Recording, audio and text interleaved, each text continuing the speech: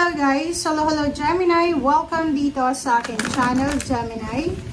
Alamin natin ang unexpected message, unexpected reading para sa inyo, Gemini. Okay? First card natin, wow! Change! Pagbabago, Gemini. Congratulations sa iyo, ha? Okay, congratulations, Gemini, kasi malapit na yung magbago. Malapit ng pagbabagong magaganap sa buhay mo. So, ihanda mo ang sarili mo. You need to prepare yourself kasi near to completion ka na. So, you did your job, you did your best.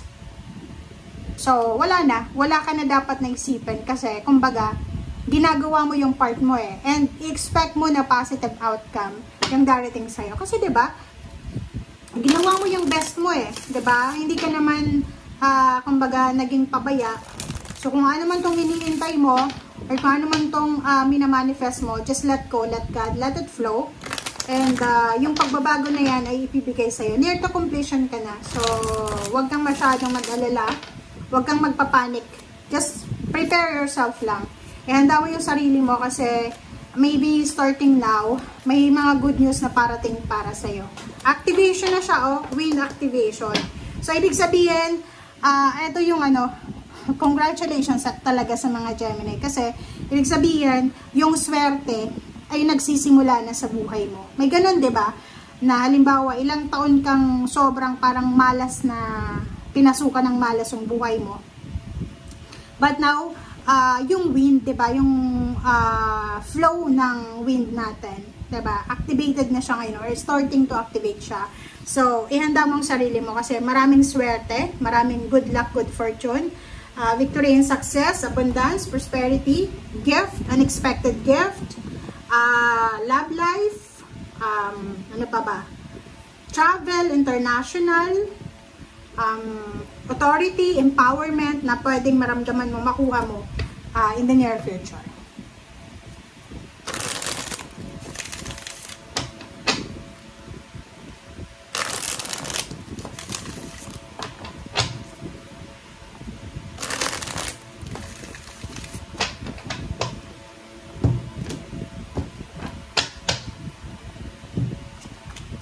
Oh, wow. So, this is confirmation of change. Number 9 is Wheel of Fortune. Number 10. So, sinasabi sa dito, Gemini, na yun. Prepare yourself kasi iikot na yung fortune pabor papunta sa'yo. So, ano mang magbabago, be grateful and thankful kasi dumating na yung pagkakataon, Gemini, na ikaw naman ngayon, diba?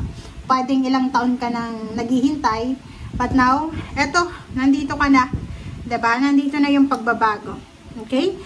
Bibigyan ka ng choices, option, na kailangan mong pagdesisyonan. And it's either working abroad or working international. Bibigyan ka ng pagkakataon ng universe na makapili kung alin ba, kung ano ba ang gusto mong option dyan, choices or decision making. So, sa ngayon, sa kasalukuyan, kinakailangan mo munang maghintay. So, ibig sabihin yan, huwag kang mawala ng pag-asa. Kailangan mo maghintay. Kailangan mong huwag magmamadali. Kasi pag nagmadali ka daw, it's either mapornada yung plano mo, it's either masaktan ka. So, halimbawa, naghihintay ka ng salary increase, higher position, ng visa, ng contract signing. Sinasabi ng bara sa'yo dito, maghintay muna tayo. Huwag tayong masyadong mabilis sa mga decision making natin. Okay? Hierophant. Wow! You are lucky because you are, kumbaga, protected, guided ng mga tao sa paligid mo. So, maraming nagmamahal sa'yo, Gemini. Maraming mga taong sumusuporta sa'yo. Your family, your friends, your relationship, yung environment mo, sobrang maganda yung support system mo. And nakikita ko, sir, dito na because of your Hierophant, because of your support system, sobra-sobra kang magiging motivated and determinado. Okay? So, you should be grateful. Maging thankful and grateful ka kasi hindi lahat ng tao mayroong support system. Okay? Okay, wow. Mag-iingat ka lang. Mag-iingat ka lang kasi this is your energy. Mag-iingat ka na, yun nga, huwag mabilis yung actions, huwag mabilis yung mga decision making. Kasi nanakawin ng pagiging aggressive mo or pagiging impulsive mo yung plano mo. So, ibig sabihin yan, makinig ka, Gemini, sa mga taong nag-a-advise sa'yo, makinig ka sa mga magulang mo, sa karelasyon mo, or kung sino man ito na nagbibigay sa'yo ng point of view or ng kung ano man na mga advices nila. Kasi, itong 8 of Wands, mabilis siya eh. Like, biglang dumating sa'yo, tapos nag-desisyon ka, pagsisisihan mo yan. So, nanakawin yan yung matagal mo ng plano na pagbabago. So, you need to be careful. You need to think na kung ano yung decision na gagawin mo ngayon, apektado niyan yung future. Kasi, yung result ng decision mo sa ngayon, yun yung future natin. So, kung gusto nating maging maayos, maging maganda yung future natin, dapat yung decision natin ngayon ay maganda rin. Diba? Okay. 4 of Swords. Oh, wow. So, sinasabi ng baraha sa'yo dito na just go with the flow. Go with the flow lang.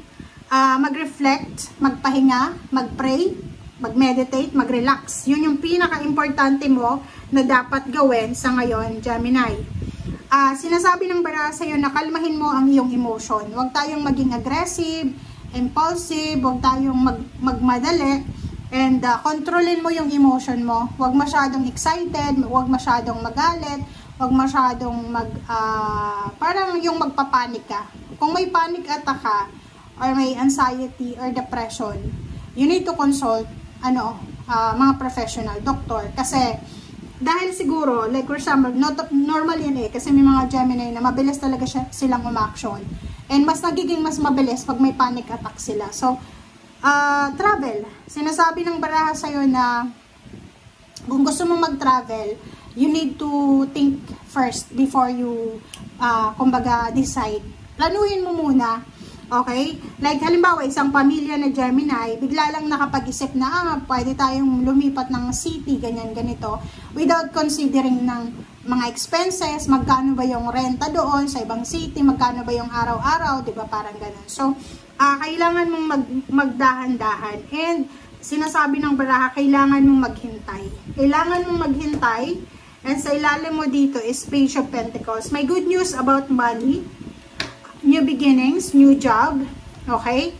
And, sinasabi ng baraha sa'yo dito na kung ikaw ay breadwinner, Gemini, like for example, ikaw lang yung nagtataguyod sa pamilya mo, sinasabi ng baraha sa'yo dito na magiging sobrang masaya ka, okay?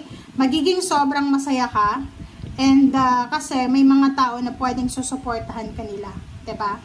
May mga, like for example, breadwinner ka, and ngayon, may darating na suporta, so may pwedeng mabawasan yung obligations mo, or mabawasan yung mga duties and responsibilities mo, okay? Thank you guys for watching.